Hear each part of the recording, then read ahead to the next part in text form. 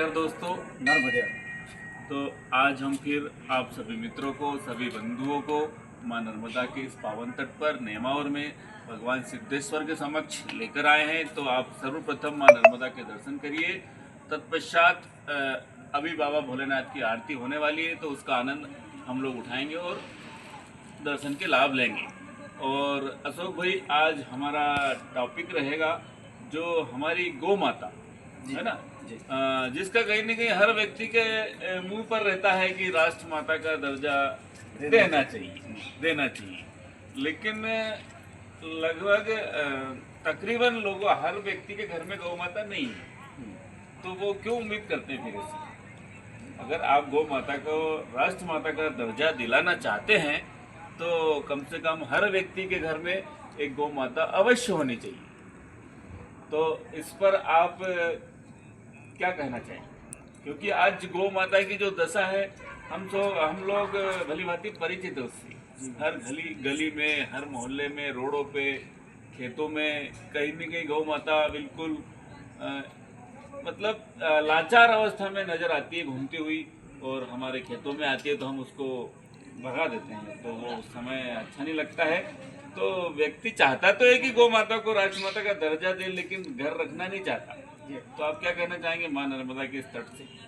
नर्मदा दोस्तों, आप सभी को पहले तो मां नर्मदा के प्रत्यक्ष दर्शन कराते हैं रेवा दर्शन इस चैनल के माध्यम से। और प्रतिदिन ये सेवा आप लोगों के लिए रामानंद भैया करते हैं, तो इसका आप निश्चित रूप से इस धर्म का लाभ उठाइए और इस चैनल को सब्सक्राइबर कीजिए, ताकि रामानंद भैया इस तरह के पुनित पावन कार्य आप लोगों के लिए हमेशा करते रहें। अब सवाल आज का है, आज का विषय है गौ माता। मित्रों, अगर हम गौ माता की बात करें तो आज वर्तमान में भारत में गौ माता की स्थिति बहुत दयनीय है। इतनी दयनीय है, और इसका कारण हम सब हैं। क्यों हम सब हैं? क्योंकि जब हमारे घर, हम अगर बैक साइड की बात करें यानी रिवर्स की बात करें, तो हमारे घर में हमारे पूर्वज बोलते थे कि भैया इतनी मानी की ज़मीन है और इतने उनके पास गोधन है। मतलब वो उस समय उसका धन माना जाता था। बिल्कुल माना जाता था। भाई इतने बैल है, इतनी गैया है, तो जिसके पास जितनी गैया और जितने बैल हुआ करते थे, वो उस समय एक अपना अलग रुतबा, एक दर्जा रखता था, बड़ा नाम होता था। लेकिन आज का एक जो समय आया है, इसमें हम सब इस परिस्थिति को भली भांति जानते हैं कि गौ माता की स्थिति किस तरह से दयनीय और किस तरह से विचारणीय है। सरकार ने, अगर हम सरकार की बात करें, तो सरकार ने इस विषय को संज्ञान में लेते हुए जितनी भी हमारे जो गौ माता है, जिसमें गौ माता की अलग अलग ब्रीड, अलग अलग प्रजाति होती है, लेकिन देसी गाय का गौमूत्र, देसी गाय का हर तरह से स्पर्श भी बताया गया है, वेदों में भी बताया गया है, साइंटिफिक रीजन भी मैं आपको बताता हूँ कि अगर गौ माता को आप स्पर्श करते हैं तो आपकी बहुत सारी बीमारी निश्चित रूप से समाप्त हो जाती है। दूसरा, ऐसा कोई बच्चा अगर उसको नज़र लगी हुई हो, वो बार बार रोता हो, तो भी आप गौ माता का स्पर्श कराते हैं, अगर उसके नाखून, उसके खुर से स्पर्श कराते हैं, तो उस बच्चे की नज़र दूर हो जाती है। आपको अगर, जैसे कि वो बोलते हैं ना कि काला जादू, इस तरह से भी अगर आप, हालांकि ये सब चीज़ें एक भ्रमित करने वाली बातें हैं, लेकिन कहीं ना कहीं ये हमारी व्यवस्था में इन चीज़ों को हम मानते हैं, ये हम मानते हैं। बिल्कुल। और मानते हैं तो निश्चित रूप से गौ माता एक ऐसा पॉजिटिव व्यू रखती है कि अगर आप उसका स्पर्श करेंगे तो आपकी नज़रें, काला जादू, किसी प्रकार का कोई आप पर कोई चीज़ें अगर ऐसी आप सोचते हैं, हालांकि ये सब भ्रमित करने वाली बात है और इस तरह से आपने भटकना भी नहीं चाहिए, पर अगर ऐसा है तो आप गौ माता का स्पर्श करें।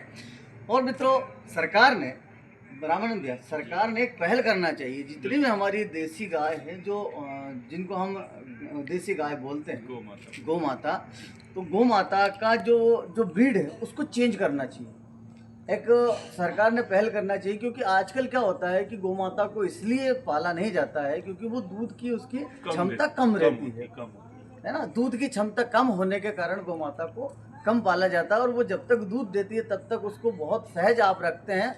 दूध देने के बंद करने के बाद उसको आप छोड़ देते हैं। तो शहरों में भी गौ माता ऐसे विचरण करती है, गांव में भी यही हालात है।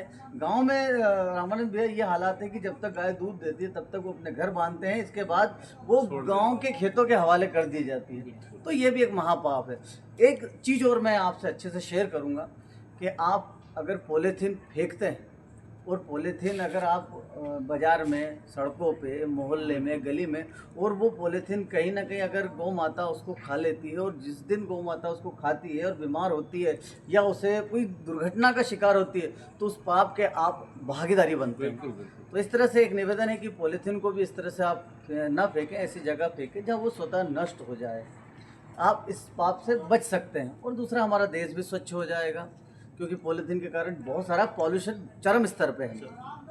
एक चीज़ मैं अंत में आपसे और शेयर करूँगा, वीडियो बहुत लंबा हो जाएगा, हालांकि गौ माता पे हम जितना लंबा बोलेंगे उतना कम है।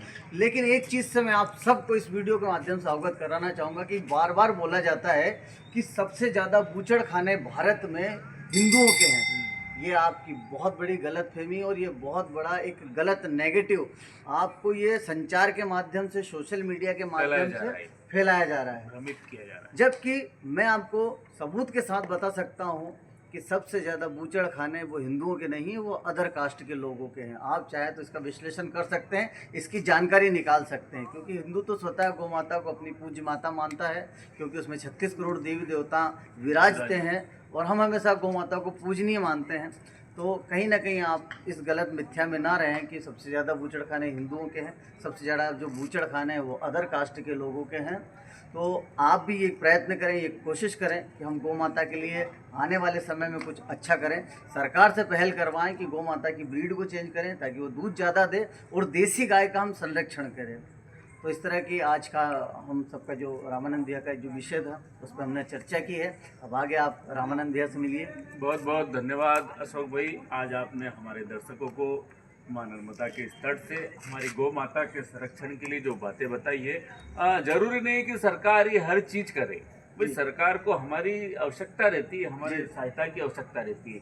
चाहे हम एक गाय रखकर सरकार की मदद करें, है ना, तो सरकार गाय का संरक्षण तो करेगी, लेकिन पालना तो हमको ही पड़ेगा। तो सरकार का सहयोग हमें करना चाहिए, और हमारी गौ माता है, हम मानते हैं, हमारे पूर्वज भी मानते हैं, और आज भी जहाँ गौ माता बनती है हमारे घर में, या हम जिसको छापरा बोलते हैं, ढालिया जो भी बोलते हैं, वहाँ की भभूत अगर आज भी बच्चे को दी जाती है तो बच्चा ठीक हो जाता है। तो बाकी में देवी देवताओं का वास तो है गौ माता में, ये हमें स्वीकार करना पड़ेगा और करते रहना पड़ेगा। बहुत बहुत धन्यवाद अशोक भाई, आज आप हमारे चैनल पे हमारा मान सम्मान दोनों बढ़ाया, और आप वैसे भी माई संस्था के संस्थापक हो, आप हमारे सभी मित्र जानते हैं जी। और दोस्तों, आपको हमारे वीडियो कैसे लगते हैं, लाइक शेयर कमेंट्स जरूर करें। नर्मदा।